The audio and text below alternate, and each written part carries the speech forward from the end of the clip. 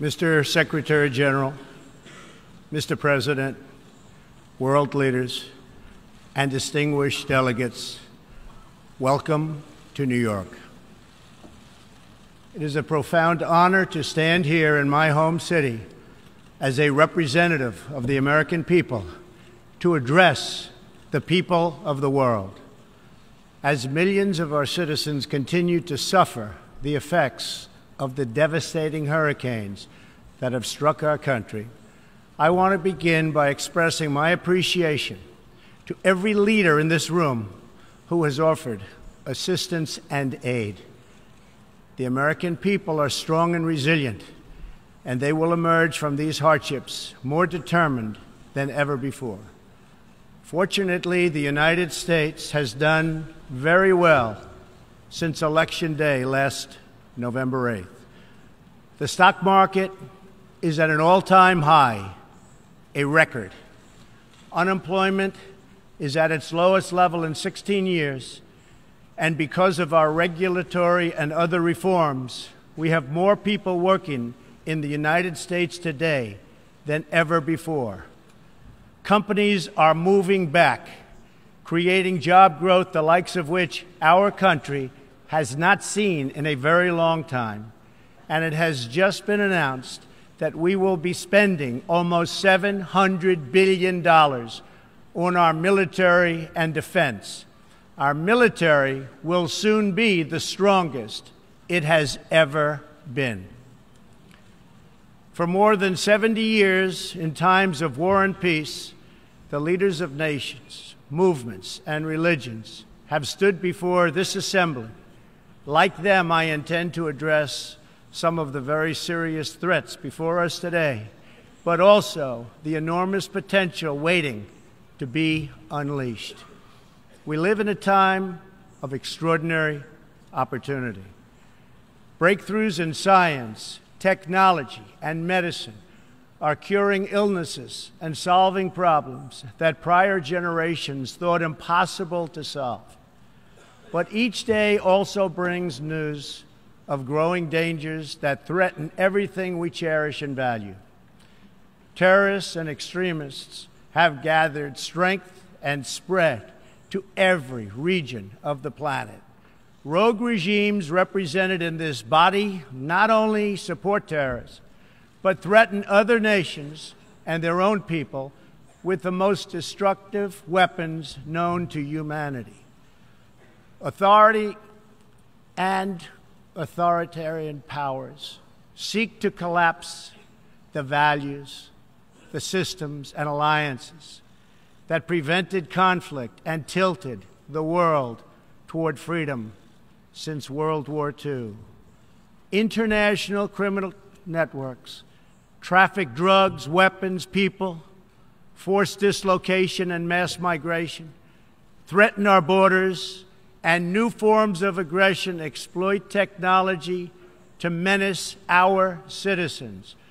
To put it simply, we meet at a time of both immense promise and great peril.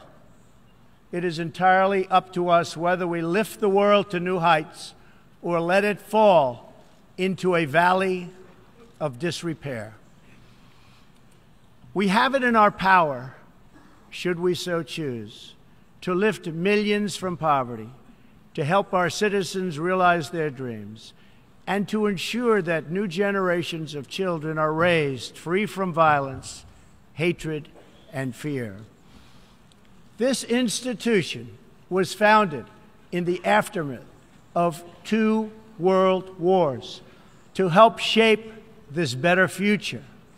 It was based on the vision that diverse nations could cooperate to protect their sovereignty, preserve their security, and promote their prosperity. It was in the same period, exactly 70 years ago, that the United States developed the Marshall Plan to help restore Europe. Those 3 beautiful pillars, they're pillars of peace, sovereignty, security, and prosperity. The Marshall Plan was built on the noble idea that the whole world is safer when nations are strong independent, and free. As President Truman said in his message to Congress at that time, our support of European recovery is in full accord with our support of the United Nations. The success of the United Nations depends upon the independent strength of its members. To overcome the perils of the present and to achieve the promise of the future, we must begin with the wisdom of the past. Our success depends on a coalition of strong and independent nations that embrace their sovereignty to promote security, prosperity, and peace for themselves and for the world. We do not expect diverse countries to share the same cultures, traditions, or even systems of government, but we do expect all nations to uphold these two core sovereign duties: to respect the interests of their own people and the rights of every other sovereign nation. This is the beautiful vision of this institution, and this is the foundation for cooperation and success. Strong sovereign nations let diverse countries with different values, different cultures, and different dreams not just coexist, but work side by side on the basis of mutual respect. Strong sovereign nations let their people take ownership of the future and control their own destiny. And strong sovereign nations allow individuals to flourish in the fullness of the life intended by God. In America, we do not seek to impose our way of life on anyone, but rather to let it shine as an example for everyone to watch. This week gives our country a special reason to take pride in that example. We are celebrating the 230th anniversary of our beloved Constitution, the oldest Constitution still in use in the world today. This timeless document has been the foundation of peace, prosperity, and freedom for the Americans and for countless millions around the globe whose own countries have found inspiration in its respect for human nature, human dignity, and the rule of law. The greatest in the United States Constitution is its first three beautiful words. They are, "We the people." Generations of Americans have sacrificed to maintain the promise of those words, the promise of our country and of our great history. In America, the people govern, the people rule, and the people are sovereign. I was elected not to take power, but to give power to the American people where it belongs. In foreign affairs, we are renewing this founding principle of sovereignty. Our government's first duty is to its people, to our citizens, to serve their needs, to ensure their safety, to preserve their rights, and to defend their values. As President of the United States, I will always put America first, just like you, as the leaders of your countries, will always and should always put your countries first.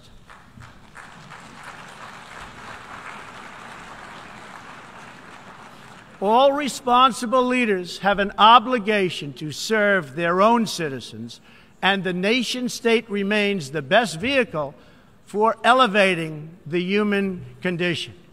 But making a better life for our people also requires us to work together in close harmony and unity to create a more safe and peaceful future for all people. The United States will forever be a great friend to the world, and especially to its allies. But we can no longer be taken advantage of or enter into a one-sided deal where the United States gets nothing in return. As long as I hold this office, I will defend America's interests above all else, but in fulfilling our obligations to our own nations, we also realize that it's in everyone's interest to seek a future where all nations can be sovereign, prosperous, and secure. America does more than speak for the values expressed in the United Nations Charter. Our citizens have paid the ultimate price to defend our freedom and the freedom of many nations represented in this great hall. America's devotion is measured on the battlefields where our young men and women have fought and sacrificed alongside of our allies. From the beaches of Europe to the deserts of the Middle East to the jungles of Asia. It is an eternal credit to the American character that even after we and our allies emerged victorious from the bloodiest war in history, we did not seek territorial expansion or attempt to oppose and impose our way of life on others. Instead, we helped build institutions such as this one to defend the sovereignty, security, and prosperity for all. For the diverse nations of the world, this is our hope. We want harmony and friendship, not conflict and strife. We are guided by outcomes, not ideology. We have a policy of principled realism rooted in shared goals, interests, and values. That realism forces us to confront a question facing every leader and nation in this room. It is a question we cannot escape or avoid. We will slide down the path of complacency, numb to the challenges, threats, and even wars that we face. Or do we have enough strength and pride to confront those dangers today so that our citizens can enjoy peace and prosperity tomorrow?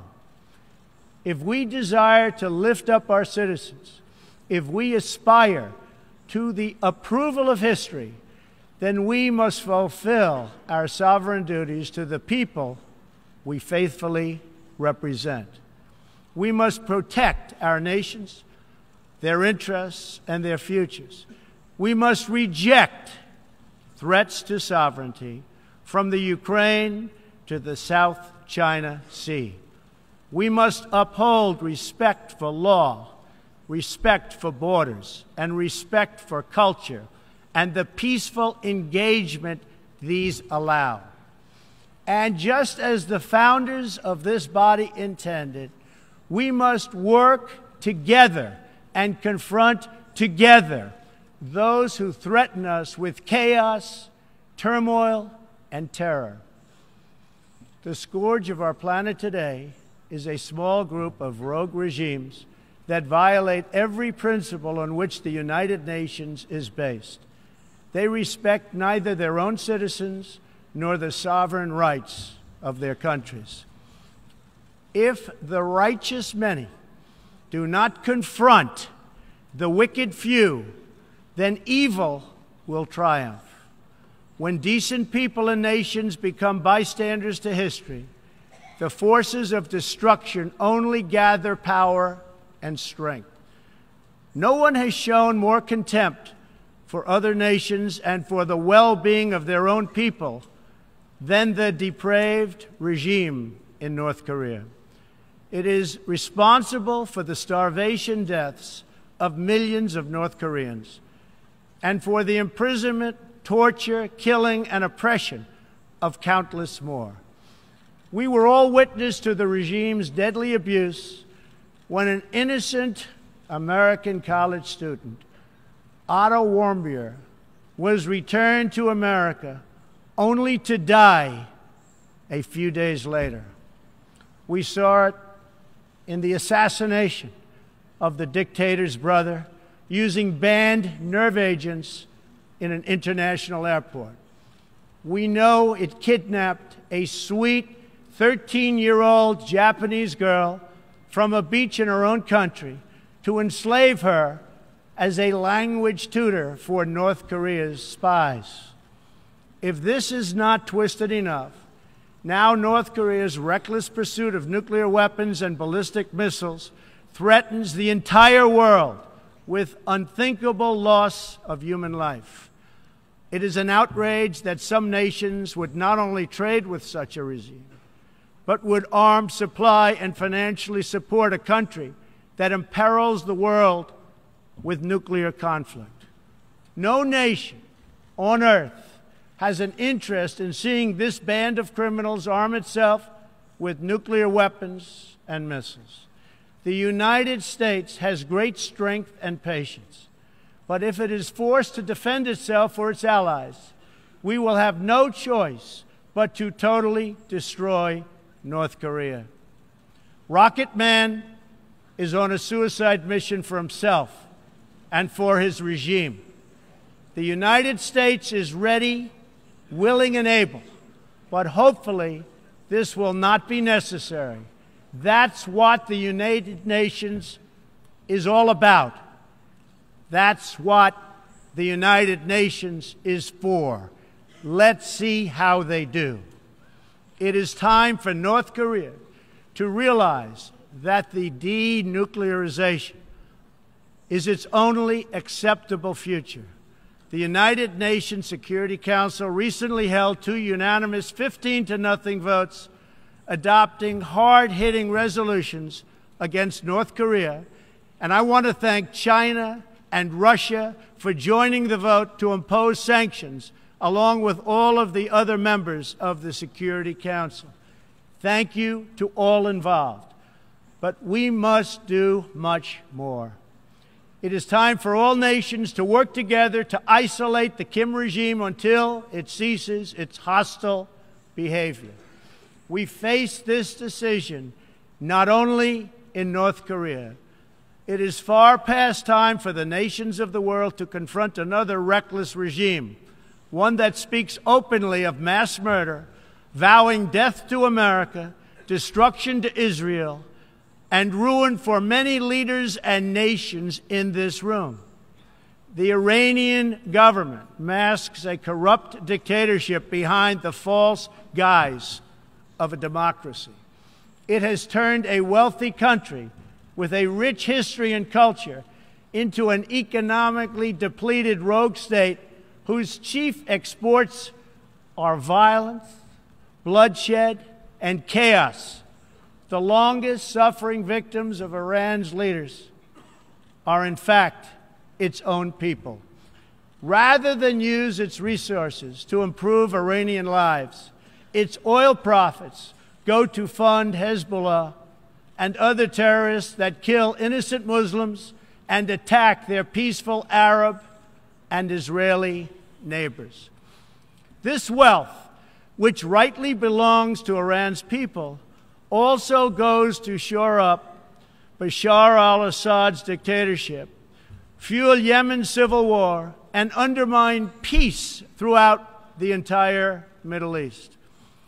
We cannot let a murderous regime continue these destabilizing activities while building dangerous missiles, and we cannot abide by an agreement if it provides cover for the eventual construction of a nuclear program.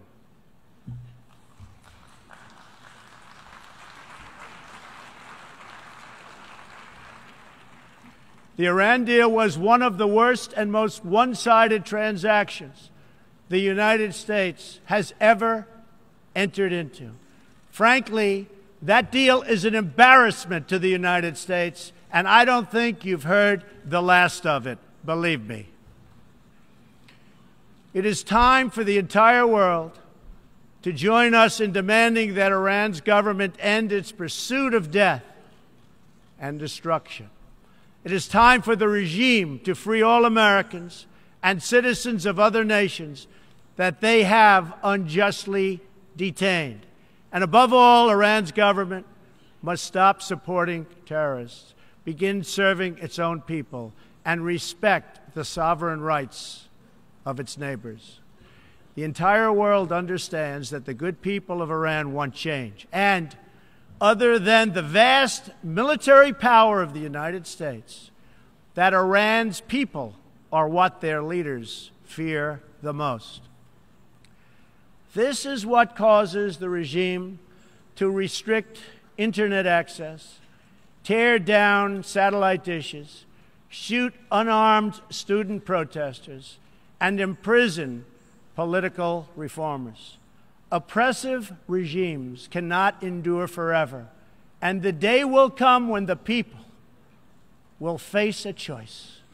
Will they continue down the path of poverty, bloodshed, and terror, or will the Iranian people return to the nation's proud roots as a center of civilization, culture, and wealth, where their people can be happy and prosperous once again? The Iranian regime's support for terror is in stark contrast to the recent commitments of many of its neighbors to fight terrorism and halt its financing.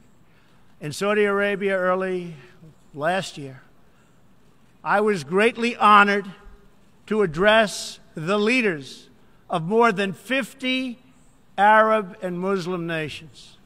We agreed that all responsible nations must work together to confront terrorists and the Islamic extremism that inspires them.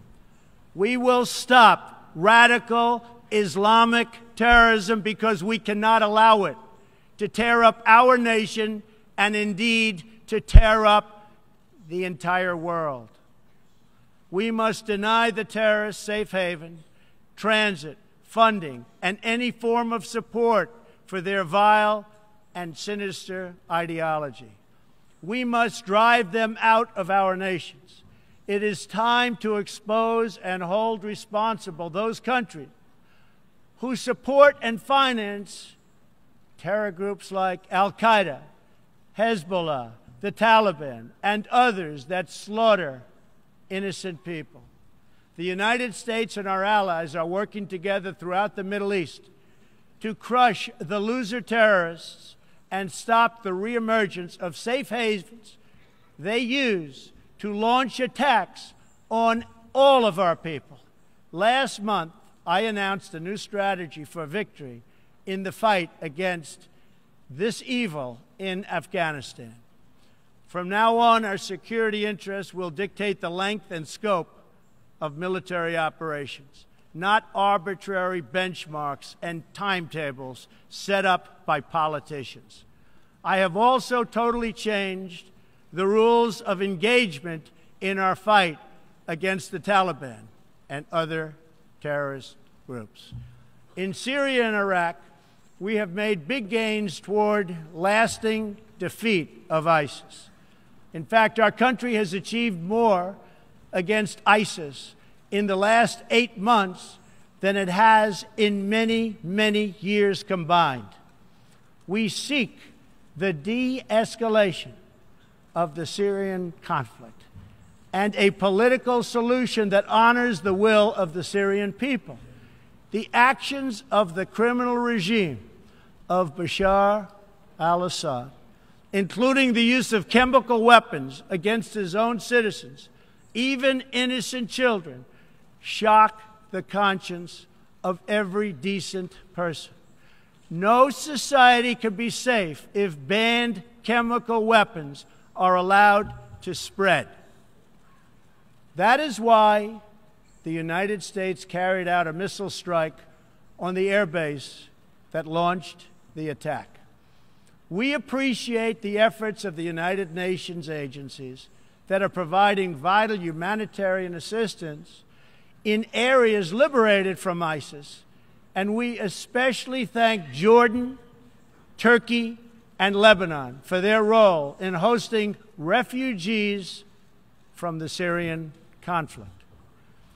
The United States is a compassionate nation and has spent billions and billions of dollars in helping to support this effort. We seek an approach to refugee resettlement that is designed to help these horribly treated people and which enables their eventual return to their home countries to be part of the rebuilding process. For the cost of resettling one refugee in the United States, we can assist more than 10 in their home region.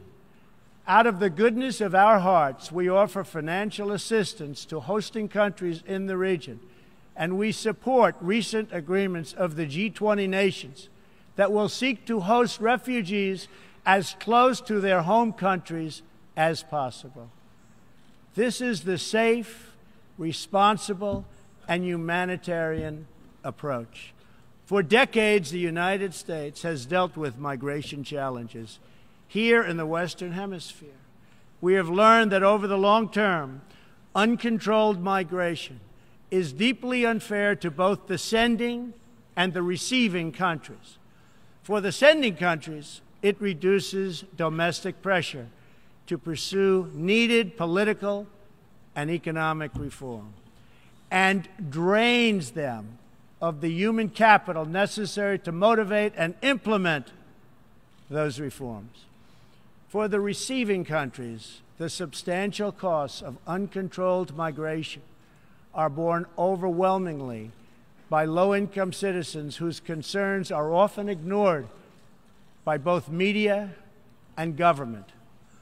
I want to salute the work of the United Nations in seeking to address the problems that cause people to flee from their homes.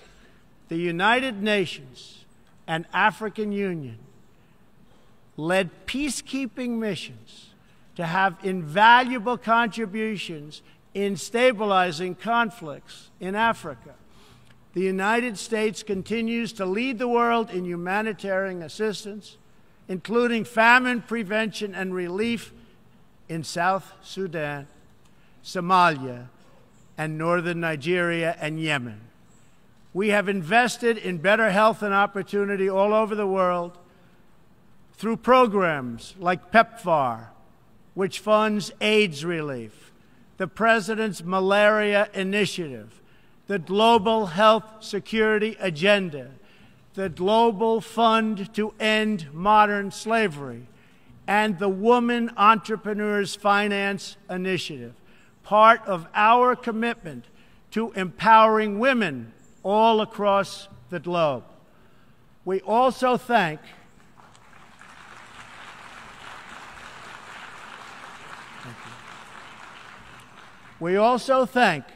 the Secretary General for recognizing that the United Nations must reform if it is to be an effective partner in confronting threats to sovereignty, security, and prosperity. Too often, the focus of this organization has not been on results, but on bureaucracy and process.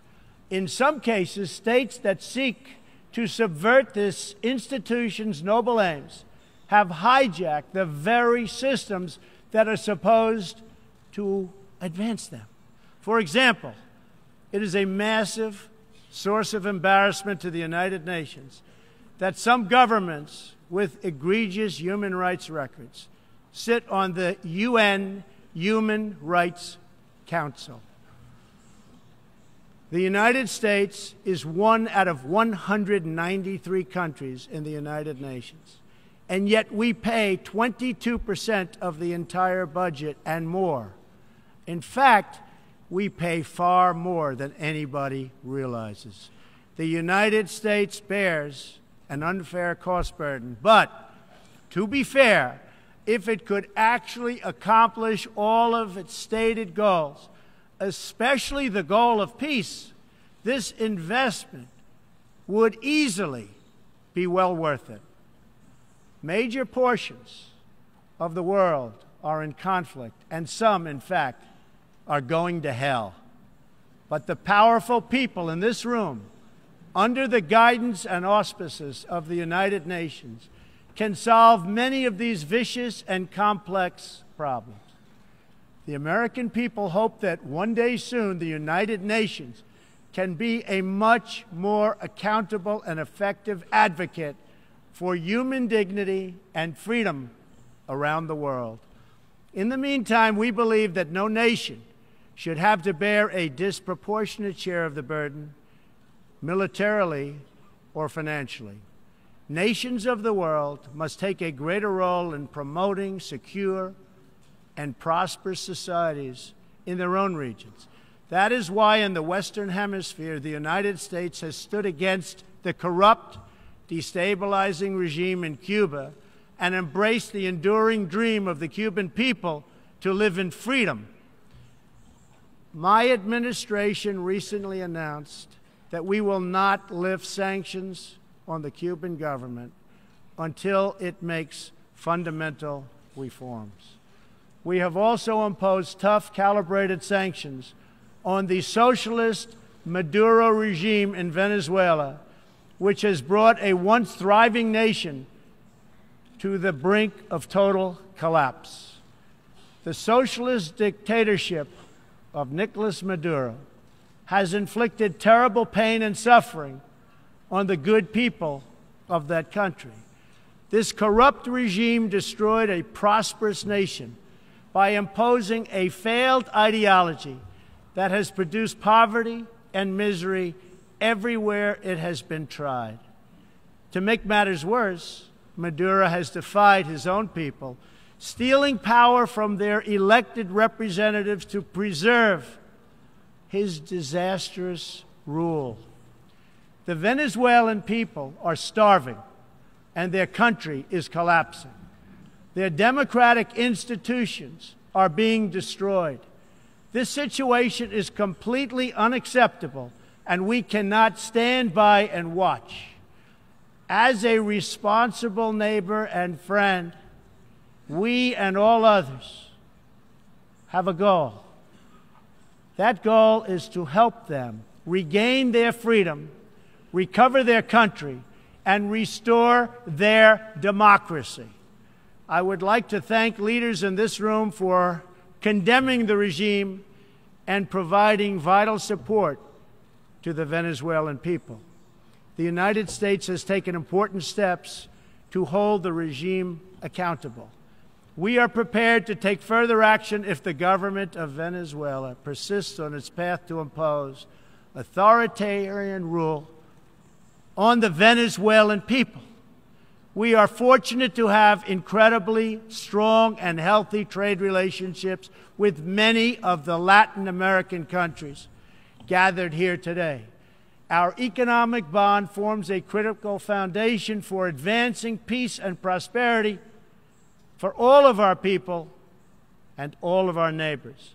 I ask every country represented here today to be prepared to do more to address this very real crisis.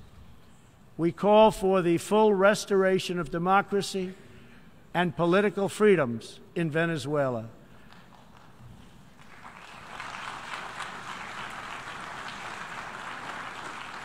The problem in Venezuela is not that socialism has been poorly implemented, but that socialism has been faithfully implemented.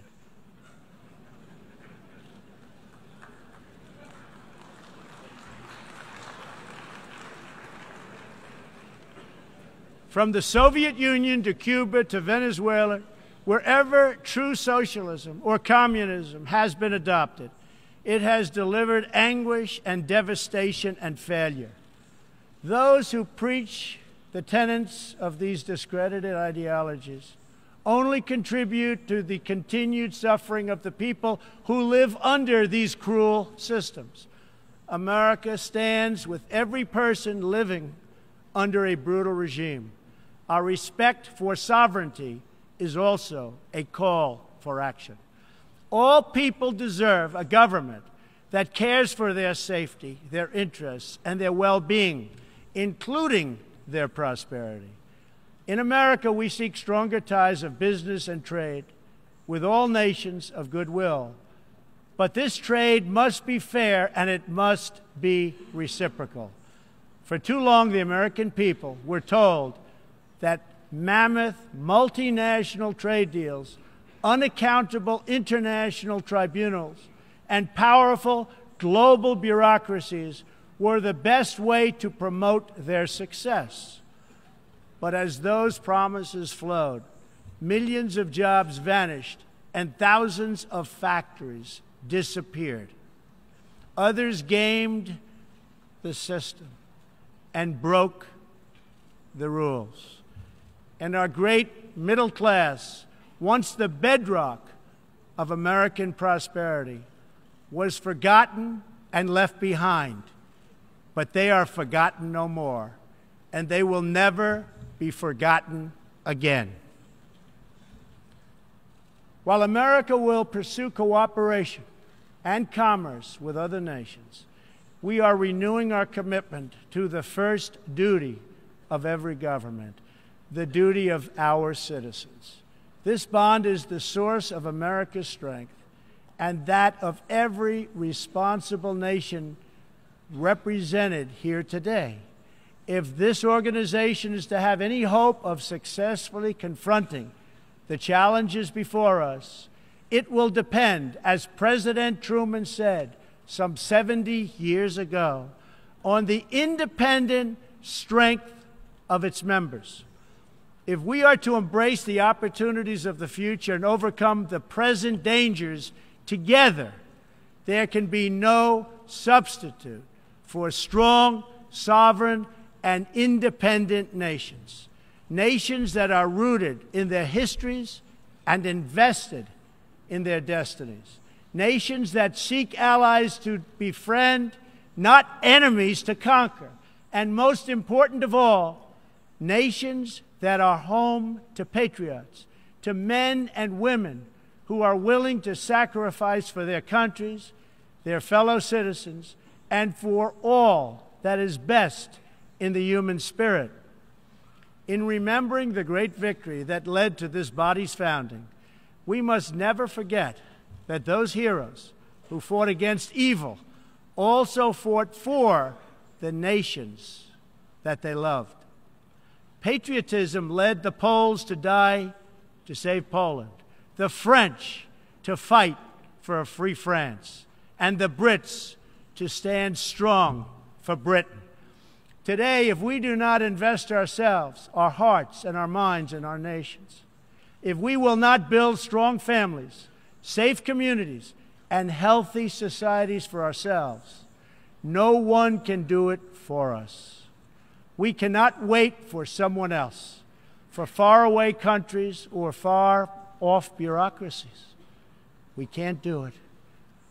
We must solve our problems to build our prosperity, to secure our future, or we will build vulnerable to decay, domination, and defeat.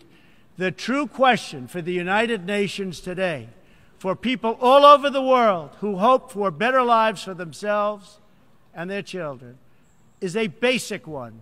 Are we still patriots? Do we love our nations enough to protect their sovereignty and to take ownership of their futures? Do we revere them enough to defend their interests, preserve their cultures, and ensure a peaceful world for their citizens? One of the greatest American patriots, John Adams, wrote that the American Revolution was effected before the war commenced. The revolution was in the minds and hearts of the people. That was the moment when America awoke, when we looked around and understood that we were a nation. We realized who we were, what we valued, and what we would give our lives to defend. From its very first moments, the American story is the story of what is possible when people take ownership of their future. The United States of America has been among the greatest forces for good in the history of the world and the greatest defenders of sovereignty, security, and prosperity for all. Now we are calling for a great reawakening of nations, for the revival of their spirits, their pride, their people, and their patriotism. History is asking us whether we are up to the task. Our answer will be a renewal of will, a rediscovery of resolve, and a rebirth of devotion we need to defeat the enemies of humanity and unlock the potential of life itself. Our hope is a word and world of proud, independent nations that embrace their duties, seek friendship, respect others, and make common cause in the greatest shared interest of all, a future of dignity and peace for the people of this wonderful earth.